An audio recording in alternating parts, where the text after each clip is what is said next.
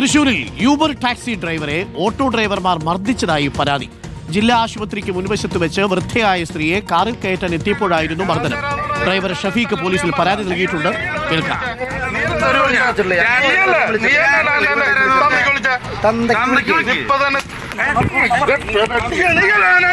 ഇടിക്കുന്നു.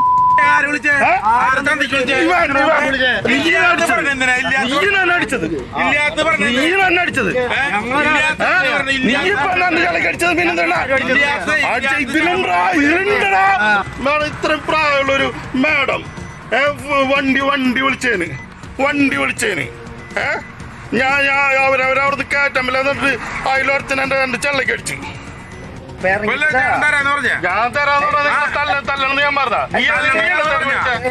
Jason ചാമോളപ്പിലുണ്ട്. Jason ചാമോളപ്പിൽ ഇതിപ്പോ മൂന്നാറിലായി, കോവളത്തായി, വർക്കലയിലായി, ഇതാ തൃശ്ശൂരുമാവുന്നു. Uber ഡ്രൈവർമാർക്കെതിരെയുള്ള ഈ നീക്കം അതൊരിക്കലും നമുക്ക് അംഗീകരിക്കാൻ പറ്റൂല.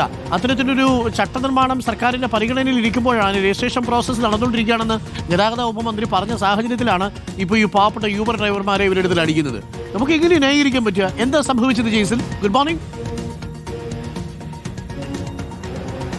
Very good morning Arunkumar. രാജ്യത്ത് എവിടെ പോയാലും നമുക്കൊരു ആശ്വാസമാണ് ഇത്തരത്തിലുള്ള സർവീസുകൾ. തമിഴ്നാട്ടിൽ പോയ റെഡ് ടാക്സി, കേരളത്തിൽ അങ്ങനെ നിരവധി ടാക്സി സർവീസുകളുണ്ട്. വലിയ ലാഭകരം കൂടിയാണ്. ലാഭകരം എന്ന് പറഞ്ഞാൽ നോർമൽ റേറ്റ് കൊടുത്ത് യാത്ര ചെയ്യാൻ കഴിയുന്നതാണ്. ഇതിൻ്റെ സംഭവം മറ്റൊന്നാണ്. ഈ 31-ാം തീയതി രാത്രി 12:30-ക്കാണ് ഇത്തരമൊരു സംഭവം ഉണ്ടായത്. ഒരു വയസ്സായ സ്ത്രീ എവിടെ യാത്ര കഴിഞ്ഞ് വരുമ്പോൾ അവിടെ നിന്നാൽ വണ്ടി കിട്ടുമെന്ന് പറഞ്ഞ് അവിടെ നിർത്തി ഇറക്കി, ബസ്സിൽ നിന്ന് ഇറങ്ങി അവർ അവിടെ നിന്ന് ഒരു യൂബർ വിളിക്കുകയായിരുന്നു. ഈ യൂബർ ടാക്സിക്കാരൻ ശക്തൻ സ്റ്റാൻഡിൽ കിടക്കുമ്പോഴാണ് അദ്ദേഹത്തിന് ഇത്തരമൊരു കോള് വരുന്നത്. അദ്ദേഹം ഈ സ്ത്രീയെ എടുക്കാൻ ജില്ലാ ആശുപത്രിക്ക് സമീപം എത്തുമ്പോഴാണ് ഈ സംഭവങ്ങളെല്ലാം ഉണ്ടാകുന്നത്. സമീപത്തെ ഓട്ടോക്കാർ ഇയാളെ മർദ്ദിച്ചു, ഇയാളെ കയ്യേറ്റം ചെയ്തു, ഇയാൾ അസഭ്യം പറഞ്ഞു എന്നാണ് ഇദ്ദേഹം വ്യക്തമാക്കുന്നത്. അദ്ദേഹം തൃശ്ശൂർ ഈസ്റ്റ് പോലീസിൽ പരാതി നൽകിയിട്ടുണ്ട്.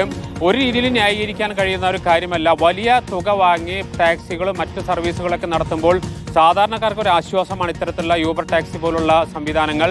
അത് ഒരിക്കലും വിളിക്കാൻ പാടില്ല. മാത്രമല്ല, ഒരു സ്ത്രീ, വയസ്സായ ഒരു സ്ത്രീ അർദ്ധരാത്രി റോഡിന് നടുവിൽ നിൽക്കുമ്പോഴാണ് ഇത്തരത്തിലുള്ള പ്രശ്നങ്ങൾ ഉണ്ടാകുന്നത് എന്നാണ് ഏറ്റവും പ്രധാനപ്പെട്ട കാര്യം. നമ്മുടെ വീട്ടിലെ ഒരാളുടെക്കാണ് ഇതായിരുന്നെങ്കിൽ അവസ്ഥ എന്തായിരിക്കും അരുൺകുമാർ? അതൊരിക്കലും അംഗീകരിക്കാൻ കഴിയില്ല. അതുകൊണ്ട് തന്നെ ശക്തമായ നടപടി വേണമെന്നതാണ് എല്ലാവരുടെയും ആവശ്യം.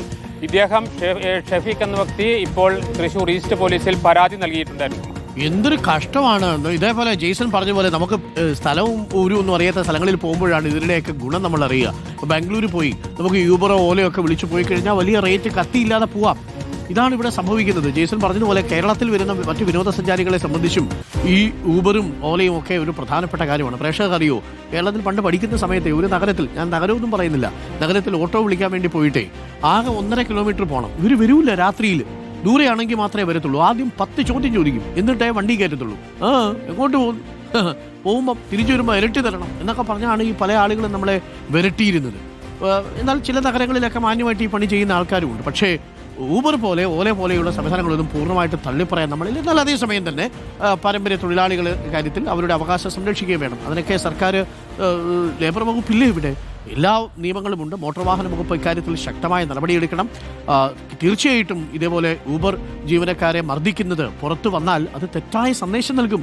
നമുക്കാകെ ജീവിക്കാൻ ഇനി ടൂറിസം സെക്ടർ മാത്രമേ ഉള്ളൂ സാർ. ആ ബസ് കൂടി കളയരുത്.